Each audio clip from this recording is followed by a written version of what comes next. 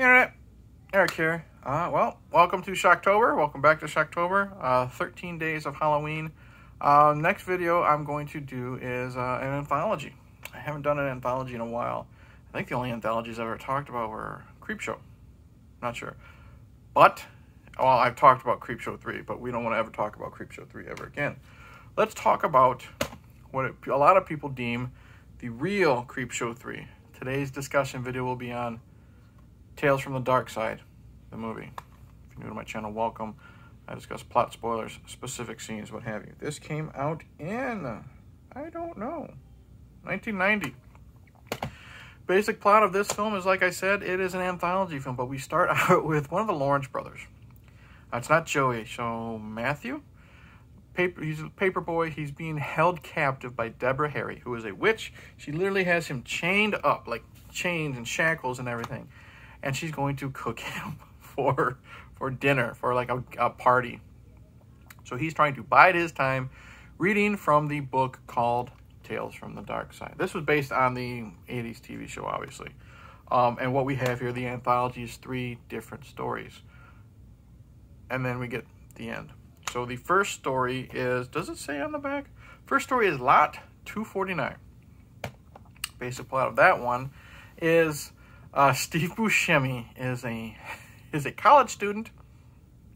Remember, this is 1990 Steve Buscemi. Steve Buscemi is a college student in 1990. He still looks like he's in his 50s. He's this nerd. Everyone's picking on him. Especially Christian Slater, Christian Slater's sister, Julianne Moore, and then whoever the preppy guy is. And Steve Buscemi comes he comes in contact, he orders this sarcophagus that has this mummy, and basically Steve Buscemi brings the mummy to life to get revenge. Great acting in this. Steve Buscemi, this is the first time anyone ever saw Steve Buscemi, they realized that this motherfucker can play creepy. He's really, really good in this. Really low-key, really evil in his own little ways, not just the way he uses his eyes, just the delivery of his lines. So good. Christian Slater is Christian Slater. He's this asshole. This smart-ass guy. But he doesn't necessarily like to pick on Steve Buscemi so much. He is trying to figure out what's happening because he's friends with the preppy guy that is killed. Julianne Moore is eventually killed. Like I said, they're brother and sister. And he's trying to find out who's behind this. Julianne Moore is fine. She's just there, but she's fine. The preppy guy is just there. He's fine. It's decent acting from the people in here. It's mainly going to be Christian Slater and Steve Buscemi. They're great, especially the scene where Christian Slater finds out what's going on, and he takes Buscemi hostage with a carving knife and tries to basically say, Buscemi, get the hell out of here or else I'm going to kill you, type of thing. The effects, the mummy looks really, really good. The mummy looks really... What I like about this mummy is you can tell it's dry. You know what I mean? It looks old. You can just look at it and you can tell it's just going to fall apart. So the mummy design is really, really good. Blood, we get some decent blood. We get a take on the whole brain pulled out of the nose with a hook. Someone goes out that way. We also have someone sliced up, and you have, because Buscemi mentions that during mummification, brain was taken out through the hook, and then the organs were removed, the internal organs were removed and stuffed with flowers and spices and stuff. So we have another person getting stabbed, and flowers put into their wounds. But it's a really good story, and a really cool ending, I like, that I won't spoil. So that one's good. Next is the Cat from Hell. This is probably the weakest of the 3, in my opinion, just because it's so fucking over the top and bizarre. It's still good, but the plot of this one is we're following William Hickey, who, he's the voice of, let's just say for most people might know him, he's the voice of the mad scientist in Nightmare Before Christmas, the guy in the wheelchair. He's also the grandpa in Christmas Vacation, The Blessing. That guy. You'll know his voice when you fucking hear him. He's the head of a pharmaceutical company. And he hires Buster Poindexter. What the hell is his name? David Johansen. Hot, that guy. David Johansen is a hitman. He hires David Johansen to kill a cat.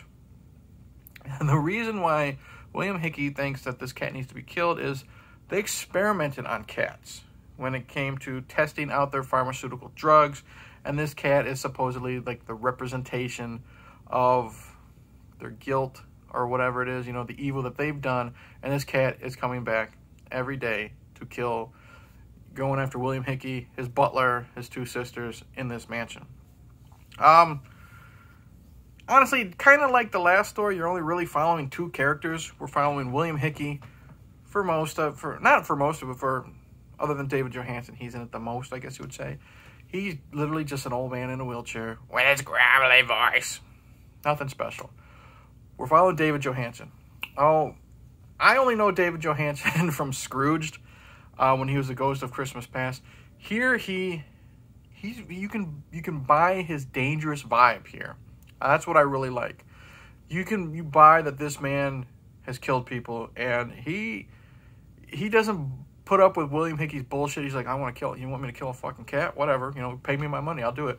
So you buy that in the performance.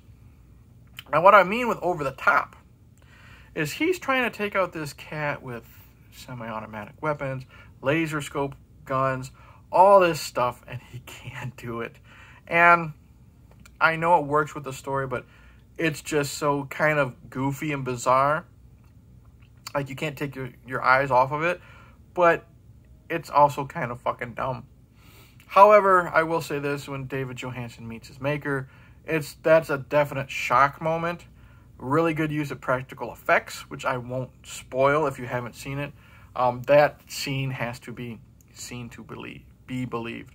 Not awful, but it's just okay. Now, the third film, or not the third film, the third story in this, I think it's called Lover's Vow. I like this one. This one's really cool. We are following, what is his name? What is his name? James Remar, who is Ajax from the Warriors, or Raiden from Mortal Kombat Annihilation. Ajax from the Warriors. He is a down-on-his-luck artist, and I don't know if he lost his job, like his agent basically fired him, saying, you're not making us any money. So he's down on his luck. He is at a bar, he's getting drunk, and then one night as he's stumbling home, he sees a gargoyle kill a man, like rip his head off in a cool effect, like, you know, swipes his hand, head's off. And he's attacked. And, you know, he's begging for his life from this gargoyle. And what happens is this gargoyle says, you know, promise you will tell no one. And he says, you know, I won't, ever.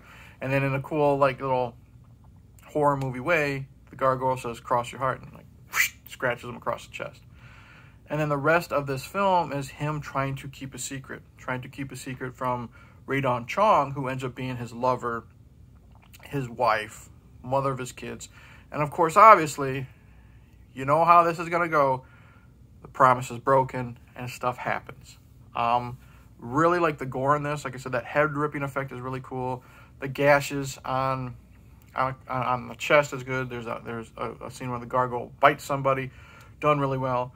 I don't know if it's animatronics or puppetry, which is done with the gargoyle, is done really well. I don't think, no, there's not a good enough, like, this is a drawn picture, but I guess the gargoyle looks really cool, the design. Let's see if you can see that. The gargoyle right there. I mean, that drawing, I guess you'd say, doesn't do it justice. It's done really well. Love the ending of that story. Love the ending. So good. I don't want to spoil too much of that one, but it's done really, really well. James Remar and Raiden Chong actually have a lot of good chemistry with each other. So highly recommend that one. If I had to put them in order, I would say Lot 249, which I think is based on Arthur Conan Doyle's story. Lover's Vow, I don't know what that one was based on. And then Cat from Hell, which was based on a Stephen King short story. I think that's in Just Before Sunset. Not sure. And then we have, let's just say we have the finale of the Lawrence Boy and Deborah Harry, and how he gets out of that. We'll leave it at that. So overall, if you haven't seen this, highly recommend Tales from the Dark Side, the movie. Even if you haven't seen the TV show, if you're a fan of Creepshow, and a lot of people say this is the unofficial part 3. We don't ever speak of the official part 3 anymore after I've already done a video on that. But I highly recommend this. Really good performances overall. You have a little bit of that 80s cheese. You have some really good gore. You have some good stories in this. Even, like I said, even though The Cat from Hell is the weakest of the 3, not counting the little wraparound story with Deborah Harry, it's still really good. Perfect for Halloween time, or just anytime you want to watch a horror anthology in general. Highly recommend Tales from the Dark Side, the movie. So that's it. Thank you for watching. Like, subscribe, all that crap. I know everybody says that in their videos. I'm just going to keep doing it because I've been doing it forever. Comment below. Tell me if you've seen this. What is your favorite story of the 3? Or is it the wraparound story? Tell me if you've never seen it. Tell me if you fucking hate it. Don't know what else to say when I get to this part of these videos. But I will say this. Thank you for watching. Going to keep trying with these the Shocktober 13 Days of Halloween. Hopefully I don't... I'm able to get these 13 videos out to you. Hopefully you guys enjoy it. And cheers. Okay, later.